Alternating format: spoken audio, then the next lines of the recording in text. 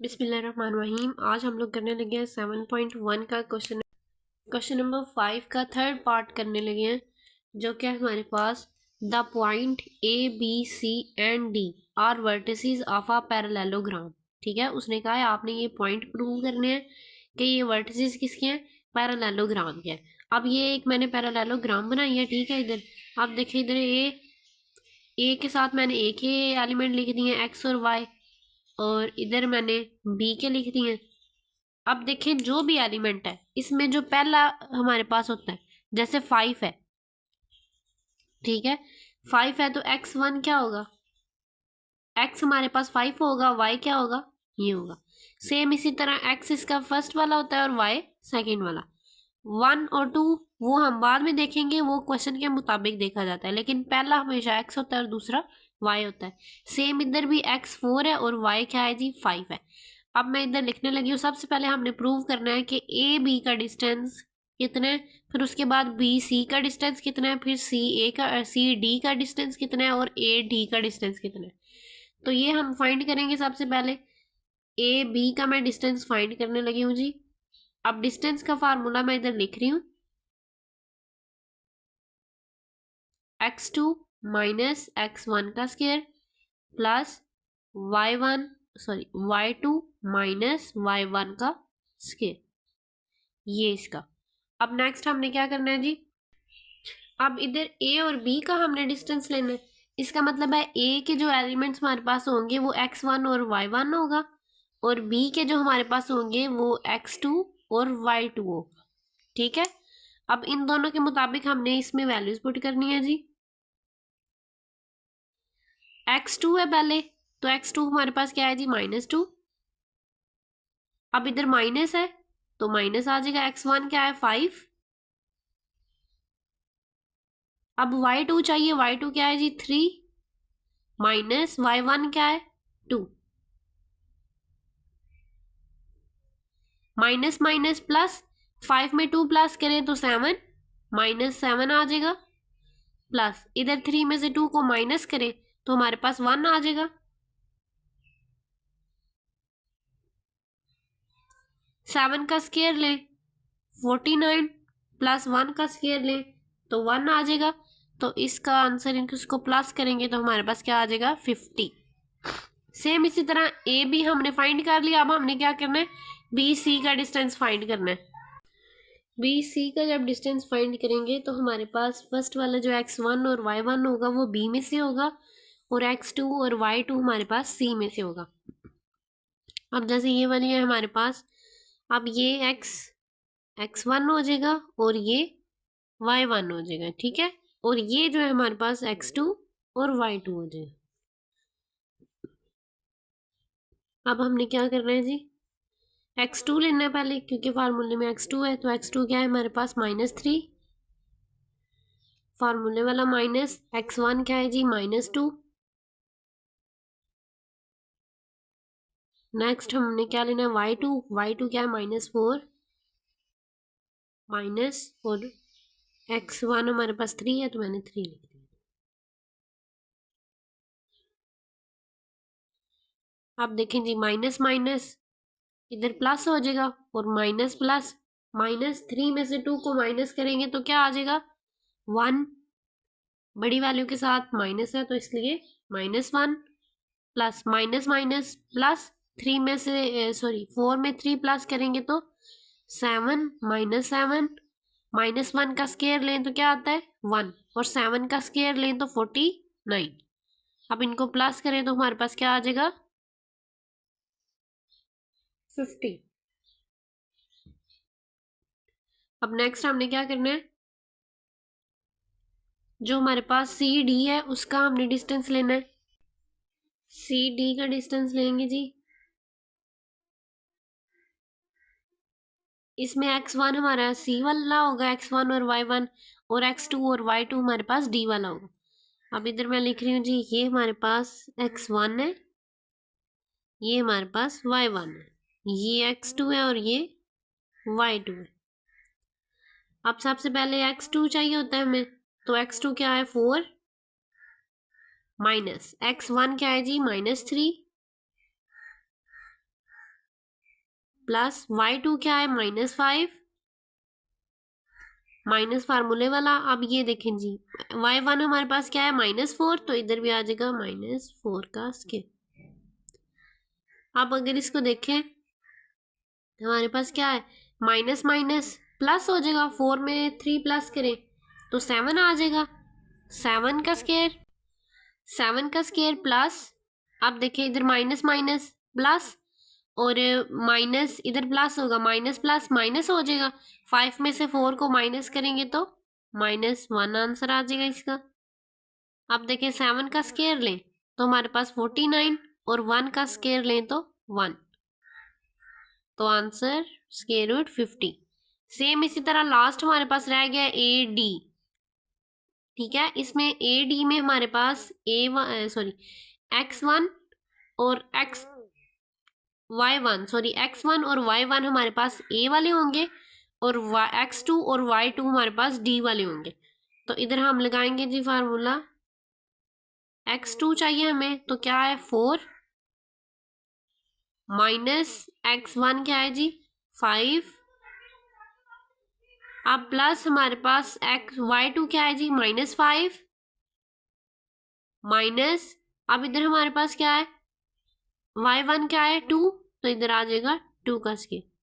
अब इसको देखें 4 में से 5 को माइनस करें तो -1 आंसर आ जाएगा इसका। माइनस माइनस प्लस हो जाएगा, 5 में 2 प्लस करें तो -7 का स्क्वायर आ जाएगा। अब 1 का अगर स्क्वायर लें तो 1 प्लस 7 का स्क्वायर लें तो 49, इनको प्लस करें तो 5। अब देखें हमारे पास ये जो हमने डिस्टेंस लिए हैं ए बी से, और बी सी डी और ए डी का जो डिस्टेंस लिया उनका आंसर सबका क्या है, सेम आया है ना।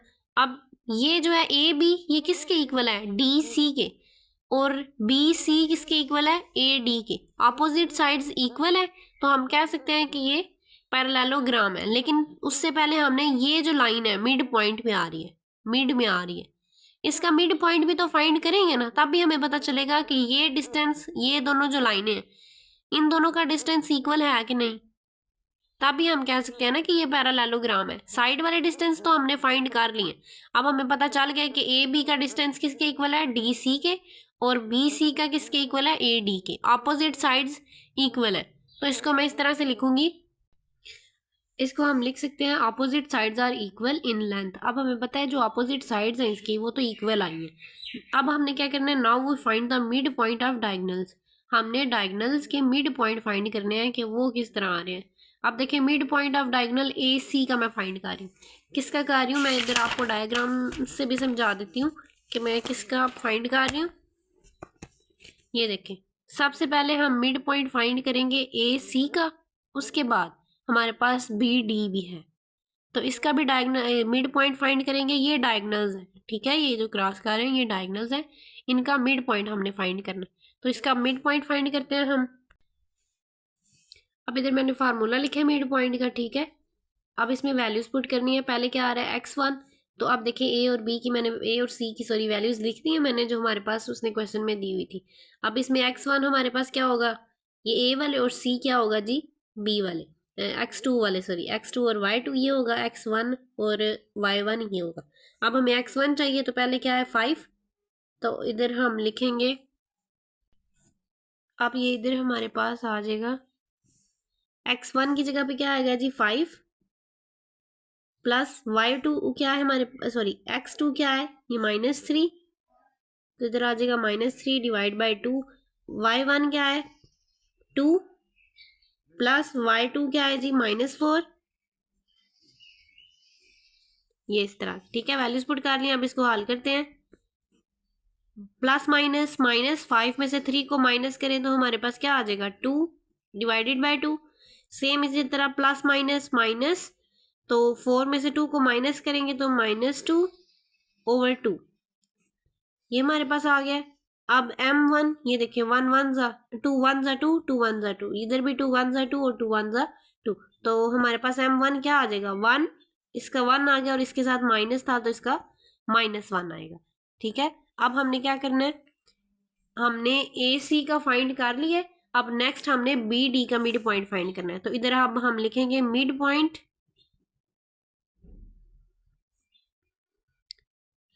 Point of diagonal B D.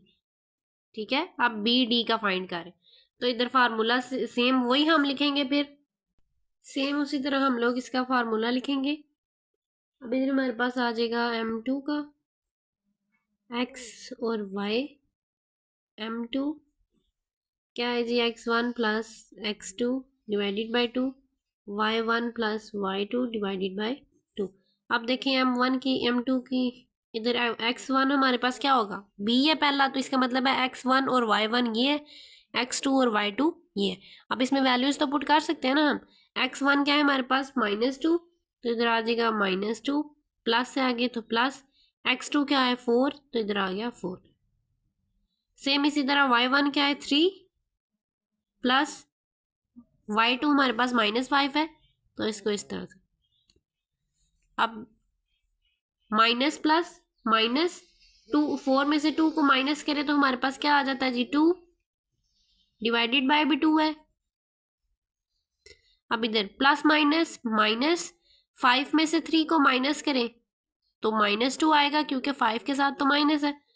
अब देखें इसकी अगर कटिंग करें तो हमारे पास क्या आ जाएगा, 2 1 जा 2, 2 1 जा 2, इधर भी 2 1 जा 2 और 2 1 जा 2, तो इसका क्या आ गया 1 और इस साइड पे -1।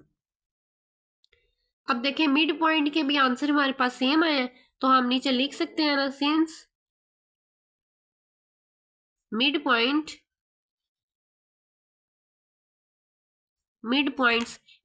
को हमने क्या नाम दिए हुए थे जी, m1 और m2। Mid point m1 and m2 of diagonals के मिड पॉइंट थे। डायगोनल कौन से थे जी, A C and B D are same, इनके आंसर भी तो सेम आए हैं ना। अब लिख सकते हैं हम आगे, सो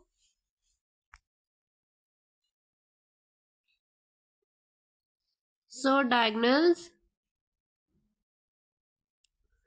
bisect each other this given vertices, this given points are, points क्या है, points are vertices of a parallelogram।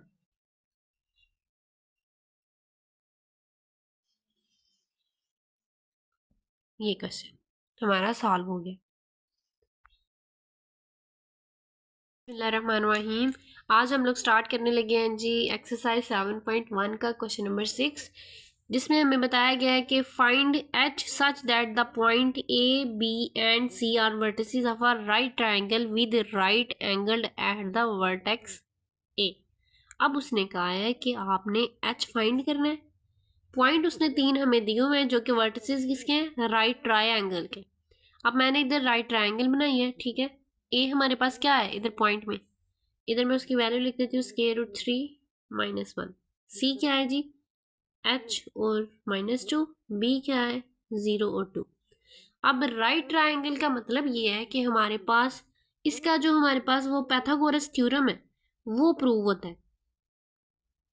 Pythagoras theorem हमारे पास क्या बनता है जी, अगर पैथागोरस थ्योरम को देखें तो इस ट्रायंगल के मुताबिक हमारे पास क्या बनेगा, ये रहा हमारे पास पैथागोरस थ्योरम। अब देखें जो बी सी है, हाइपोटेनस है, इसको हम सी कहते हैं, तो सी का स्क्वायर इक्वल होता है बी का स्क्वायर प्लस ए का स्क्वायर, तो ये सेम उसी तरह लिखा है, सी इधर आ रहा था तो इधर मैंने बी सी को लिख दिया इसकी जगह पे। अब ए बी की जगह पे क्या आ रहा होता है जी, परपेंडिकुलर को हम किससे लिखते हैं, बी से, तो ये रहा ए बी का स्क्वायर प्लस डिस्टेंस सी, ए सी का स्क्वायर क्या है, ये बेस है हमारे पास, बेस को ए से रिप्रेजेंट करते हैं। फार्मूला तो नॉर्मली इस तरह से होता है ना, सी स्क्वायर इक्वल है बी स्क्वायर प्लस ए स्क्वायर, तो मैंने इसको इस तरह जो हमारे पास पॉइंट है उनमें लिख दिए। अब हमने हम इस तरह से इसको लिख सकते हैं क्योंकि उसने हमें बता दिया ये राइट ट्राइंगल है, ठीक है। पीछे हमने एक क्वेश्चन भी प्रूव किया है तो उसमें भी हमने यही फार्मूला यूज किया। अब हमने क्या करना है, सबसे पहले बी सी फाइंड करना है, ए सी फाइंड करना है, और सॉरी ए बी फाइंड करना है और ए सी फाइंड करना है। तो सबसे पहले बी सी को फाइंड करते हैं, बी सी। अब आपको पता है इसमें डिस्टेंस फार्मूला ही लगता है, जो कि हमारे पास क्या है, x2 माइनस x1 का whole square plus y2 minus y1 का होल स्क्वायर। अब इधर मैं वो ही लगाने लगी हूँ। अब देखिए इधर क्या है, b और c, इसका मतलब है जो हमारे पास x1 होगा और y1 होगा वो b में से होगा, x2 और y2 हमारे पास c में से होगा। तो अब हमारे पास ये किधर गया है जी, b, ये रहा b। अब इसमें हमारे पास x1 है और y1 है, c में क्या है x2 और y2। इसको लिखते हैं, सबसे पहले x2 आता है तो इसका मतलब h आएगा, फिर हमारे पास माइनस होता है और x1 होता है, x1 है जी 0 का स्केयर, प्लस y2 क्या है -2 माइनस y1 क्या है 2। अब देखें इधर 0 तो खत्म हो गया तो h ही सिर्फ रह जाएगा, h का square plus minus minus plus, minus minus plus, 2 में 2 प्लस करेंगे तो हमारे पास आ जाएगा जी 4, तो इधर आ जाएगा 4 का स्केयर। अब अगर हम स्केयर लें तो हमारे पास क्या आ जाता है, h का स्केयर प्लस 16, 4 का स्केयर लेंगे तो 16। अब देखें हमारे पास बी सी का आंसर क्या आया है, h का स्केयर प्लस 16। लेकिन हमें अपने फार्मूले के मुताबिक क्या चाहिए, बी सी का स्केयर। स्केयर लेने के लिए हम दोनों साइडों पे स्केयर अप्लाई करते हैं, इधर भी स्केयर आ जाएगा और इधर भी, ये वाला स्केयर तो स्केयर रूट के साथ कैंसिल। तो हमारे पास बी सी स्केयर का आंसर क्या आ जाएगा, h का स्केयर प्लस 16। अब बी सी हमने फाइंड कर लिया, अब क्या फाइंड करना है जी, ए बी। तो ए बी को जरा फाइंड करते हैं, ए बी। अब हमारे पास x1 और y1 कौन सा होगा, ए वाले, और x2 और y2 बी वाले। अब इधर मैं लिख देती हूँ, x1 क्या है जी, अब मैं इधर साथ लिख देती हूँ ताकि समझ आ रहे ना। ए हमारे पास क्या है, स्केयर रूट 3 -1, बी क्या है 0 और 2। अब देखें ये हमारे पास x1, ये है y1, ये हमारे पास x2 और ये है y2। अब इसकी वैल्यूज पुट कर लेते हैं, सिर्फ पहले हमें x2 चाहिए होता है तो 0 आ जाएगा, माइनस x1 क्या है जी स्केयर रूट 3, y2 क्या है 2, माइनस y1 क्या है जी -1 का स्केयर। अब देखिए 0 तो खत्म, तो इधर सिर्फ माइनस स्केयर रूट 3 रह जाएगा, उसका स्केयर माइनस माइनस प्लस, 2 में 1 प्लस करेंगे तो 3।